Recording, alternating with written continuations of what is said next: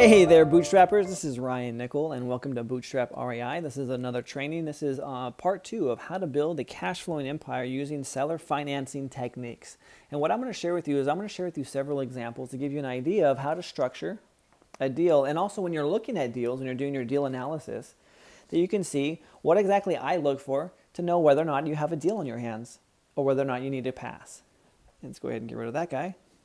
So examples, scenario. We're going to go over some scenarios. What should you do, whether it's a deal or not? Okay, so example number 1. You find a house where the seller owes $177,000. The after repair value, ARV, on this property is $185,000. It needs $3,000 to bring it current because it's currently in arrears. I love how I wrote in the rears instead of arrears. Anyway, it needs about $1,500 in work, and the monthly payments are $1,240. That's all included. That's PITI, principal, interest, taxes, and insurance. It's a 2-bedroom, 1-bath, and fair market rent for a 2-bedroom, 1-bath in this particular area is $1,100. So, is this a deal or not? What's your question or what's your answer? Go ahead and write it down if you're writing things down, or just answer it to yourself in your mind. Is this a deal that you would do? Look at this again. Would you do it or no? All right. This is a deal that I did do. I bought this property subject to. It was deeded over to me, and I sold it for $195,000. But wait. Isn't after repair value only worth $195,000? Yes, it is. When you're financing things through a lender, and you have to get an appraisal, and the appraisal the loan amount will not be more than what the appraised value is. But when you're selling things seller financing, you control the terms on that. So yes, I sold it for $195,000 with $18,000 down, $1,400 a month payments, and a $1,500 work credit. And my profit on this was $13,500 plus $200. But wait, when you look at the math here, that doesn't make sense, Ryan. If you got $18,000 down, how did you only profit $13,500? Well, I gave a $1,500 work credit, plus it needed $3,000 to bring the loan current. So from that $18,000, I paid $3,000 to bring the loan current. So now keep in mind, none of my own money comes out of my pocket to fund these deals. All of my money comes from my buyers. So my buyer paid me, I brought the loan current, and we were rocking and rolling going forward. So that's where my profit of $13,500 comes from. Okay, next deal. Oh, before that, the lead source on this one. This was an investor who had this one fall out of escrow because it was too skinny. They had the deal in, fell out. They called me up. They said, hey, man, you're my last hope. This home goes to auction. Please help me. I tell you what, I get most of those calls in the 11th hour.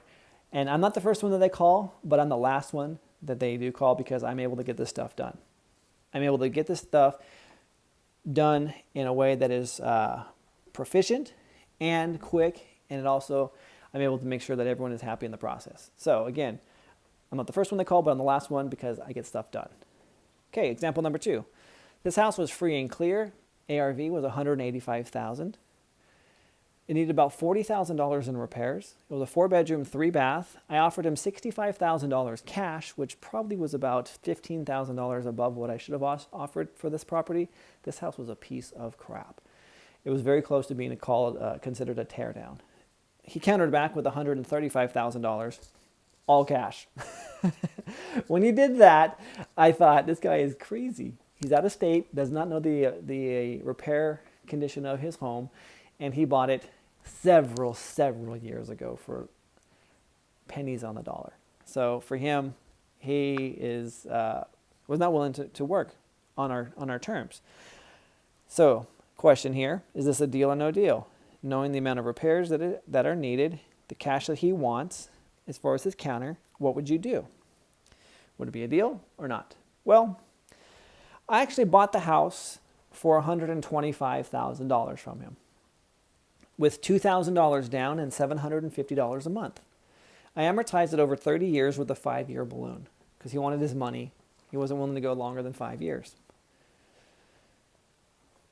Then I turned around and I sold it for $135,000 with $7,000, $900 a month, and amortized over 40 years with a 5-year balloon. Now you can see here the money just between the two columns.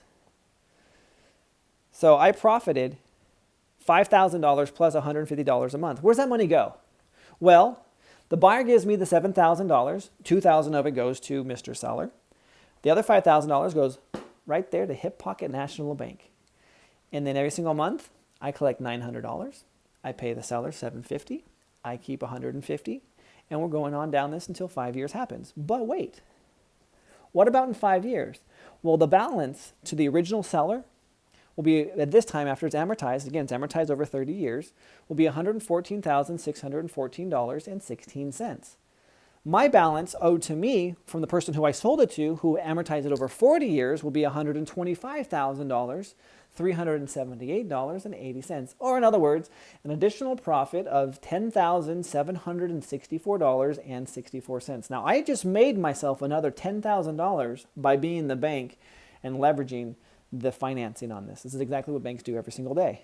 So total profit in was $5,000 down, cash flow of $150 a month for 5 years, $9,000, plus the equity that I created based on the financing that I structured, $10,764.64, brings the total cash profit, if this goes all the way out for the 5 years, of $24,746.64. This was a total win for me because I had no money invested in this property at all, and I created another opportunity for me to get cash flow and equity in the end when it's all said and done. Now you might be asking yourself, but wait, Ryan, what happens if this person doesn't do that? What happens if they bail on you? What happens now is you're left holding the bag with this property. True, it is. And I could say, go back to Mr. Seller, hey, Mr. Seller, I'm sorry, your property is appreciated in value. I've paid you an extra $750 over these last 5 years. I'm just going to have to hand it back to you. Yes, lesser investors would do that if they couldn't get it sold, or they go back and ask for an extension. However, when I vetted this particular buyer, she told me that she was a trust fund baby. And in fact, her checks come to me every single month from that trust. I verified. And she, in 3.5 years from the time of our contract for deed, would be eligible to receive the full amount of that trust. So I'm not worried about her in 5 years not being able to qualify or refinance or get this home, whatever, because she has enough money in that trust to go ahead and pay it off in full. And that's exactly what her plan is once she reaches that mark. There's a certain age limit that she has to reach, and then the money is made completely available. So when I vetted her, that was one of the things that I did. So anyway, I'm pretty confident that we're not going to reach that 5-year mark, but I'll make a good, healthy profit on this one nonetheless. Lead source, driving for dollars. I drove by, saw the house was in shambles, and there had been several fallen tree branches right across the front yard, across the porch, and the property had not been cared for in many, many, many years. Example number 3. This particular this seller, he owed the mortgage on this one was $45,000 after repair value was $75,000. It needed about $6,000 in repairs. The monthly payment was $650. It was a 2-bedroom, 1-bath mobile in the foothills. It came with its own land. It wasn't in a park. It had its own land. The owner wanted only $55,000 for it. It had some title issues, and there was an open code enforcement case on this particular property. So, deal or no deal? Now, when I ask this to a live audience, the first 2 always get shut down as no deals. But everyone looks at this one, they go, well, that's a deal, man. That's a deal and a half. For sure, man. Buying it for $55,000 and putting only 6 into it and selling it for $75,000, I can do that all day long. However, again, there are some title issues in the open code enforcement case. But yes, this one on the surface looks like it could be a deal. And now it's a skinny one, mind you, but it's still a deal. But financing also is going to be a little bit trickier too with the mobile home. So I actually bought this property and I turned around and I sold it for $75,000, of course, $800 a month in payments, and $5,000 credit for cleaning, so up the property. So in essence, I'm financing $70,000 on this property, and I'm making $150 a month on this property. So when should you call me? If you have a lead that you just don't know what to do with it, and it's a skinny deal, there's very thin margins on it, when someone is ready to walk away or they need to close quickly, but there's just not enough equity for you to wholesale it out to a flipper, give me a call. These are the deals that I love. I specialize in these deals. I live for these deals. These are the deals that I buy in. I buy every single month. Sometimes I buy several times a week. these particular deals. And I get phone calls almost every day asking me about them. How can you partner with me? Well, if you just give me a name and a phone number or an address, and I go out and I buy this property, I'm going to give you $500 for that. It's a great lead.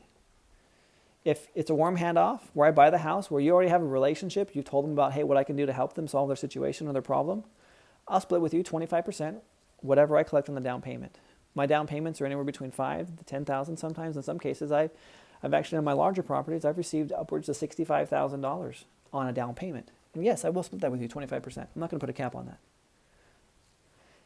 If you're in contract and the seller is open to seller financing, sure. You know what? We'll just go ahead. You already have the contract. You already have the relationship. We'll go ahead and set up a joint venture agreement with that particular property, and we'll roll with it. We'll split everything across the board, 50%, just down the middle. It's 50% down payment, 50% monthly cash flow, and 50% of the equity. Again, this is exactly what I do. You have the properties under contract. You don't know what to do with them. I'll come in. We'll partner on it. You learn from me. In the future, you won't need to partner with me anymore because you'll have the strategy understood as well because of the relationship that you have now with me working these properties. But this is how I partner with people. So if you're interested in partnering with me, if you have any kind of questions on seller financing deals, go ahead and give me a call. Ryan Nickel, this is my cell phone, 530-755-7552. If I don't answer, leave me a message. I do return my phone calls. Or you can email me at bootstraprei@gmail.com. All right, bootstrappers. These are some examples I wanted to share with you. This is, again, part of the live presentation that I do, that I have been giving to different real estate clubs around the area, here in Northern California, down in Southern California, and of course in other markets as well. And anyway, just wanted to go ahead and get this with you to give you an idea of what can be done when you get into seller financing.